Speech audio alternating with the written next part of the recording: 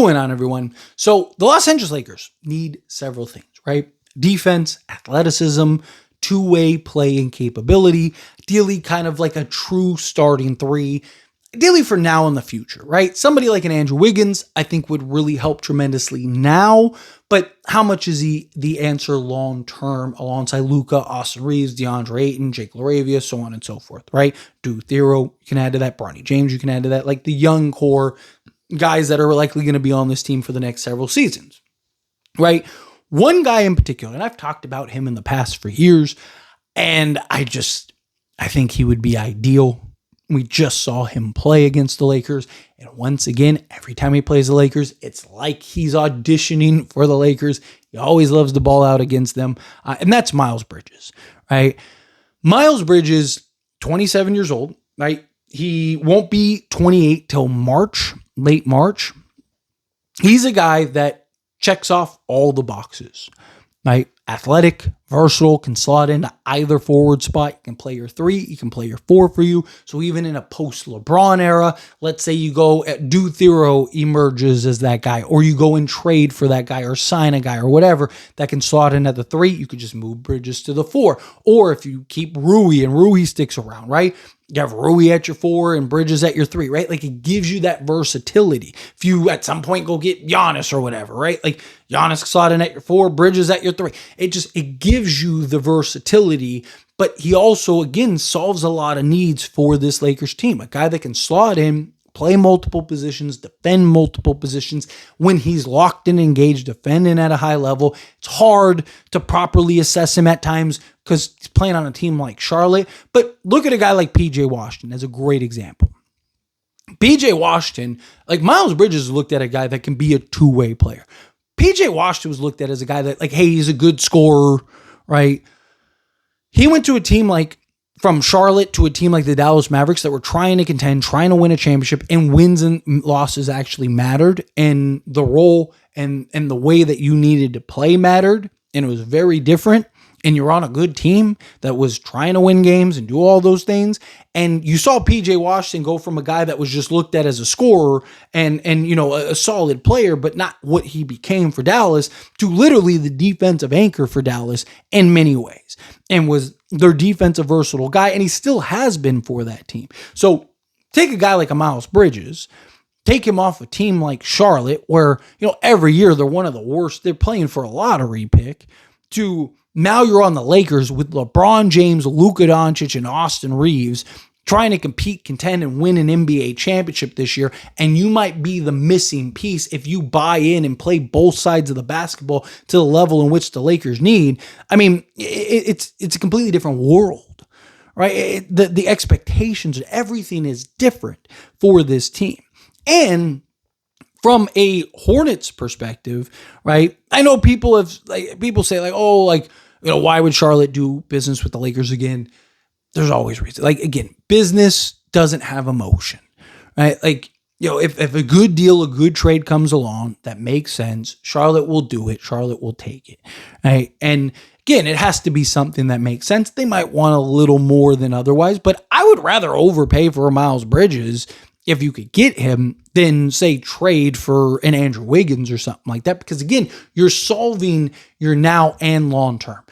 I am not somebody that is ever against overpaying if it's justified, right? Like Rob Pelinka earlier in his tenure, which to his credit, he's adapted and done a much better job in. But earlier in his tenure, he was very quick to just take the first, you know, price that was given to him, overpay for guys, and it put us in spots at times, right? But you've seen him do a better job of just being patient, remaining patient, rejecting offers, right? Like waiting for that right move and that right trade, which I think goes a long way. But you saw like with the Mark Williams situation, right? That was an overpay, but it was justified.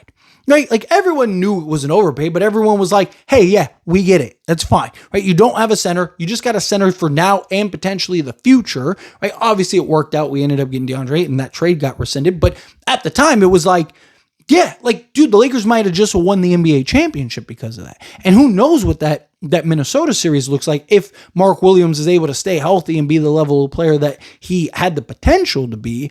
all of a sudden that could have been a very different scenario, right? But, it's the same thing. It was justified. Miles Bridges is making $25 million this year and then $22 million next. So he actually drops next year, which is good. That's very beneficial. Charlotte is a team that once again is going to be tanking for a lottery pick, playing for the bottom. And they already have several guys that could slot in, play his position, play other positions. At some point, Charlotte is going to have to start making some decisions on players. At some point, Charlotte is going to have to start trading and trying to get assets and doing things to get off of these guys, right? Now, whether it's a 3-team trade or it's a straight trade, whatever, if I'm the Lakers, I'm at least doing my due diligence. At least. If, you get laughed out the building, so be it, you get laughed out of the building. But if you can end up pulling off that trade and end up landing Miles Bridges, again, he could be a genuine difference maker for this Lakers team. Like, this is a guy that can do some damage and, on any given night, go get you 40 and on any given night be your second best player, if given the opportunities to roll. I mean, this season, just at a glance, he's averaging 22 points, 7 rebounds, and 4 assists on 42% from the floor, right? And that's without half of his roster most of the season, right? That's without playmakers and all this other stuff. He's having to self-create so much. He's having to create more for others than he should have to, right? Like the role that he would play on the Lakers would be completely different, right?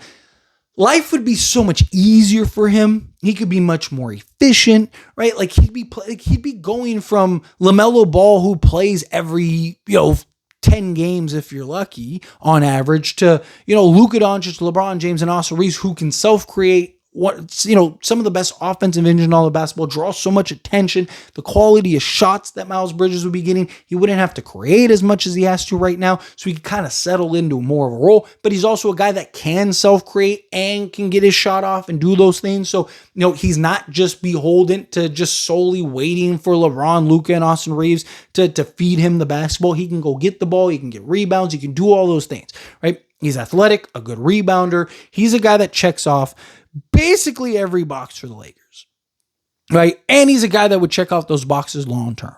So if you have to overpay, whatever, you got to get to at least 25 million, so you're probably talking something, because you have to also clear off enough salary to bring in a guy. So let's say, could you do something like, even if you had to give up Rui, if you could keep Rui, that'd be great. Like if you could do something like, in a perfect world, like a Maxi Kleber, Gabe Vincent, Dalton Connect, a first, and then like a couple pick swaps, something like that, I would do that all day. But realistically speaking, you're probably going to have to give up Rui. So if you did something where it was like Rui, Gabe Vincent, so you can clear off some salary and sign a guy, because you're going to have to do that, and then like a first, a pick swap, and whatever else, then so be it. Or if you have to get a third team involved and maybe a swap and connect to going to that team and that team send him, whatever you have to do. If I'm Rob Pelinka, whatever I have to do to get a guy like Miles Bridges. Because again, it's not just a guy like Andrew Wiggins, don't get me wrong, would be great and could be the difference in you winning a championship this year or not. Could be the difference in you being a top team or not. Could be the difference in this team having the success that we're looking for this team to have, right? Because he provides the athleticism and versatility and all those things. The defense, being able to defend 1 through 3 for you, being able to slot in 2 or 3 for you, right? So you can do different lineups, different rotations. Even in a small ball setting, you could probably slot him in at the 4 on occasion, right? Like Andrew Wiggins would be great, but he's not your long-term answer over the course of the next several seasons, right? Like you're looking for him this year and then probably next season. And then maybe if you can get him cheap, right? Maybe you have him as a rotation guy or something like that, but he's getting older. Like Miles Bridges is a guy that literally you'd have for these next 2 years under this contract and then be giving him a new contract.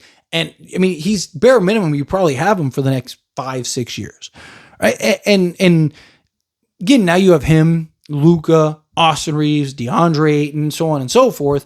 And then when LeBron departs, like I said, you can either A, keep Miles Bridges at the 3 and solve your 4 spot, or B, slide Miles Bridges to the 4 and then go solve your 3 spot. Or maybe, like I said, if an Adu Thero or Jake LaRavia or somebody like that is ready to step into that role, well, then now you have that.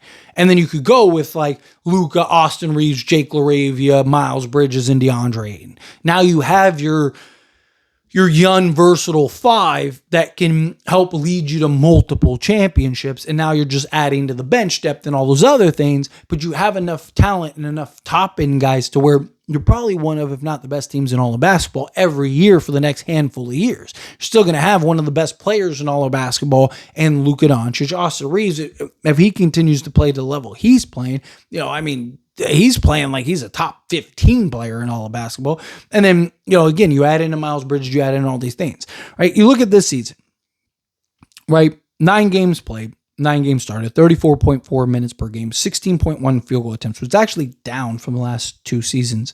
But he's shooting 40% over from the field. He's shooting on 8 attempts from 3-point range, 35%, right? He has had seasons where he shot 40% on 4+ attempts, but on 8 attempts shooting 35%. That's not terrible, but it's not great. But again, he doesn't have anyone close to the level of LeBron, Luka, and Austin Reeves for the quality of looks that he would get, right? Like, so you add in that, and then on top of that, he's shooting 45.2% on 8 attempts from 2-point range. So literally half of his attempts are coming from 3-point range. EFG of 48.6%. He's shooting 90% from the free throw line on just under 6 attempts. He's averaging 7.2 rebounds, 4 assists, a steal, half a block, and 21 points per game. Right? Like, the guy is doing everything you could ask for and then some. If you can get him, if you can pull it off, whatever you have to give up, whatever you have to trade, however you got to justify it, however you got to work it out. I mean, again, like there's very few guys in the league that can do what he does to the level that he does that actually fits what the Lakers need, that may actually be obtainable, right? He's a guy that I think Charlotte would potentially trade. I don't think that they'll just give him away, but even if you have to slightly overpay, I think he's a guy that's worth it personally. But anyway, as always, this is a discussion. I pass the question to you. Let me know your thoughts and opinions down in the comments. That being said, if you haven't liked this video, hit that like button. Helps me out. It's me enjoy these types of videos, and I truly appreciate it. Not subscribe channel, hit that subscribe button. Turn on the bell notifications. Appreciate y'all. See you in the next one. Thank you.